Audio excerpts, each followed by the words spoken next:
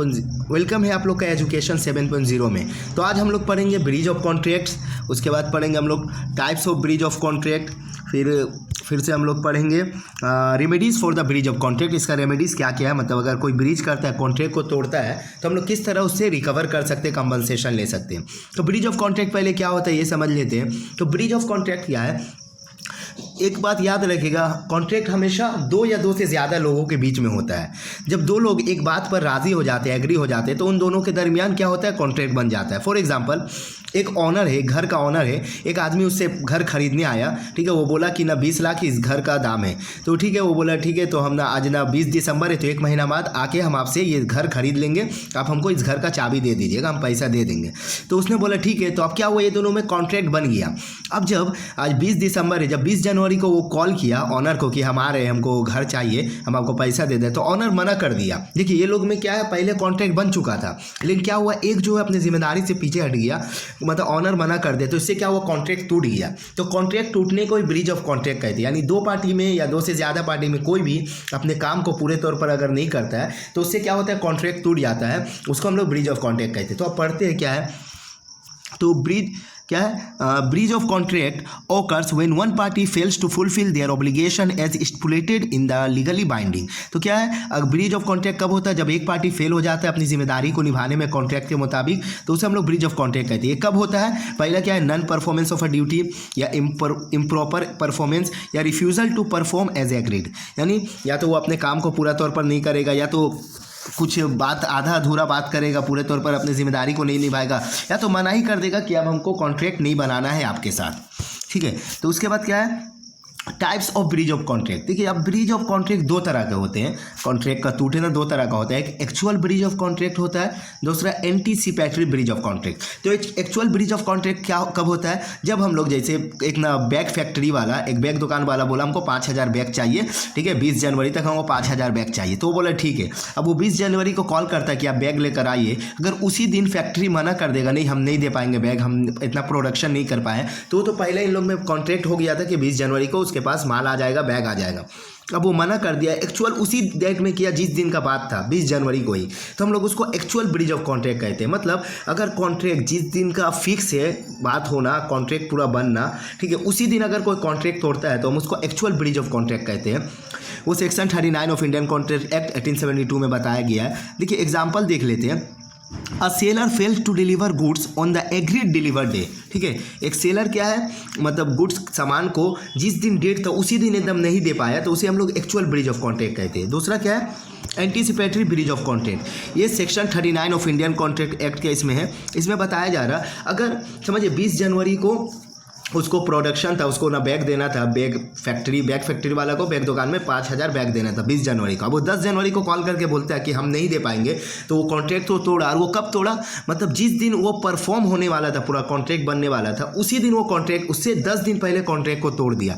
यानी कॉन्ट्रैक्ट अगर वक्त से पहले टूटता है तो हम उसको एंटीसिपेटरी ब्रिज ऑफ कॉन्ट्रैक्ट कहते हैं, और जिस दिन का बात है उसी दिन टूटेगा तो उसको हम क्या कहते हैं, उसको हम लोग कहते हैं एक्चुअल ब्रिज ऑफ कॉन्ट्रैक्ट, ठीक है। देखिए फॉर एग्जाम्पल क्या बता रहा, A contractors inform the client before the works start that they will not complete the project। देखिए तो क्या एक कॉन्ट्रैक्टर क्या हुआ, मतलब जब एक्चुअल जिस दिन मतलब कॉन्ट्रैक्ट बनना था उससे पहले जो एग्रीमेंट हुआ था उससे पहले वो कॉल करके बोल देता है कि अब हमको आपके साथ काम नहीं करना है, तो उसको हम लोग एंटीसिपेटरी ब्रिज ऑफ कॉन्ट्रैक्ट कहते हैं। तो अब इसका रेमेडीज़ क्या क्या है ये हम लोग पढ़ेंगे। इसका रेमेडीज़ हम लोग पढ़ेंगे, क्या है, पहला है डैमेजेस। तो देखिए अगर वो कॉन्ट्रैक्ट कोई तोड़ता है, जाहिर सी बात है आपको डैमेज होगा। 5000 बैग आपको लेना था क्योंकि आपको दूसरे आदमी को देना था या बेचना था। जब 5000 बैग वो दिया ही नहीं आपको, आप कहीं बेच नहीं पाए, और आपका जो ग्राहक है, कस्टमर हो, किसी और जगह से खरीद ले, तो आपको तो फाइनेंशियल लॉस होगा। तो आप कंपनसेशन कोड में फाइल कर सकते हैं डैमेज, क्योंकि आपको डैमेजेस हुआ है उसके वजह से। दूसरा क्या है, दूसरा स्पेसिफिक परफॉर्मेंस। इसमें क्या कर सकते हैं हम लोग, अगर जो कॉन्ट्रैक्ट तोड़ा है उसके खिलाफ आप कोर्ट में जा सकते हैं और बोल सकते हैं कि हमको उसके साथ अपना कॉन्ट्रैक्ट को पूरा करना है, ठीक है, उसी के साथ करना। मतलब जो कॉन्ट्रैक्ट हुआ 5000 बैग देने का, तो हमको कुछ कंपनसेशन नहीं चाहिए, हमको 5000 बैग ही चाहिए। ये मतलब ये एग्रीमेंट हमको पूरा उसके साथ करना है क्योंकि वो पहले एग्री था। तीसरा होता है इंजंक्शन। इंजेक्शन मतलब होता है रोक लगाना। देखिए अगर जो ऑनर है उसको बोला था कि हम, एक ऑनर है वो बोला कि हम ना आपको घर बेचेंगे, तो मैं उसके बात को यकीन मान लिया कि एग्रीमेंट बन गया, बोला ठीक है 10 लाख में हम ये घर खरीदेंगे। अब वो क्या किया, वो ऑनर क्या किया है कि जो 10 लाख में घर, वो क्या किया, तीसरा पार्टी को घर बेच दिया पहले ही। मतलब 20 जनवरी का बात था, वो 10 जनवरी को किसी और को घर बेच दिया, तीसरा पार्टी को। तो इससे क्या हुआ, आपके साथ तो कॉन्ट्रैक्ट टूटा। तो आप कोर्ट में फाइल कर सकती कि जब तक मेरे साथ इसका केस कंप्लीट नहीं होता है, आपको तो केस करेगा, जब तक ये केस खत्म नहीं होता तब तक ये तीसरे पार्टी को अपना घर नहीं बेच सकता है। तो मतलब इंजंक्शन रोक लगा दिया कि आप हमको अभी नहीं बेच सकते तो किसी और को भी नहीं बेच सकते जब तक कोर्ट में पूरा फैसला ना हो जाए। उसके बाद होता है देखिए रेसिसिएशन। इसका मतलब ये होता है कि जो कॉन्ट्रैक्ट, देखिए सामने वाला क्या हुआ, जो बोला था कि हम ना घर बेचेंगे आपको, एक ऑनर बोला, अब वो जो खरीदने वाला है वो बोला ठीक है खरीदेंगे, 10 लाख में घर खरीदेंगे। लेकिन क्या हुआ, ऑनर जो है मना कर दिया कि हमने किसी और को बेचेंगे, आपको नहीं बेचेंगे। और जो जिसके साथ कॉन्ट्रैक्ट टूट रहा है अब वो भी एक्सेप्ट कर लिया, ठीक है नहीं बेचो, हम आपसे नहीं खरीदेंगे। मतलब दोनों ही, एक ने कॉन्ट्रैक्ट तोड़ा तो दूसरा ने भी तोड़ दिया, तो वहाँ पे बात खत्म हो गया। तो उसको हम रेसिसिएशन बोलते हैं। इसमें कोई वो कोर्ट में फाइल नहीं करेगा, इस तरीक़ा से होता है। अब देखिए और एक है क्वांटम रेमेडीज़ का, और एक है क्वांटम मेरिट। इसका मतलब ये होता है, समझिए एक इंसान है, मतलब 10 लाख रुपया दे दिया घर का, और घर का 20 लाख दाम है, ठीक है। अब वो बाद में ऑनर बोल रखे हम आपसे पैसा नहीं बेचे, आपसे घर नहीं बेचेंगे, तो आपको तो जो 10 लाख उसको दिए आपको तो वापस चाहिए ना, क्योंकि आधा पैसा तो आप दे दिए। तब कोर्ट में फाइल कर सकते, ठीक है अगर ये घर नहीं बेच रहा तो हम 10 लाख जो दिया उनको 10 लाख वापस चाहिए, और अब जल्द से जल्द उससे 10 लाख रुपया ले लेंगे। तो ये क्वांटम होता है। अगर कोई अधूरा कॉन्ट्रैक्ट बना रहता है तो उसको या तो वापस ले लिया जाए कॉन्ट्रैक्ट को, या पूरा किया जाए, ठीक है। उसके बाद होता है रेस्टिट्यूशन में क्या होता है कि अगर इंसान एक कॉन्ट्रैक्ट बना रहा है, ठीक है, कॉन्ट्रैक्ट बना रहा तो बोला ठीक है हम अगर इंसान एक कॉन्ट्रैक्ट बना रहा है तो उसमें क्या होता है, समझिए घर हमको पेंट कराना है, एक ना पेंटर को हम दे दिए, आधा पैसा दे दिए पेंटर को, बोले कि मेरा घर को पेंट कर दीजिएगा इतने तारीख को आकर, तो और आधा पैसा बाद में देंगे। वो पेंटर मना कर दिया कि नहीं हम घर को आपको पेंट नहीं करेंगे। अभी क्या हुआ, आप तो आधा पैसा दे चुके हो उसको पेंट करने के लिए, तो आप क्या कीजिएगा, अपना पैसा तो वापस आपको लेना है ना, तो आपको अपना जो पैसा उसको दिया अपना वापस उससे ले लीजिए।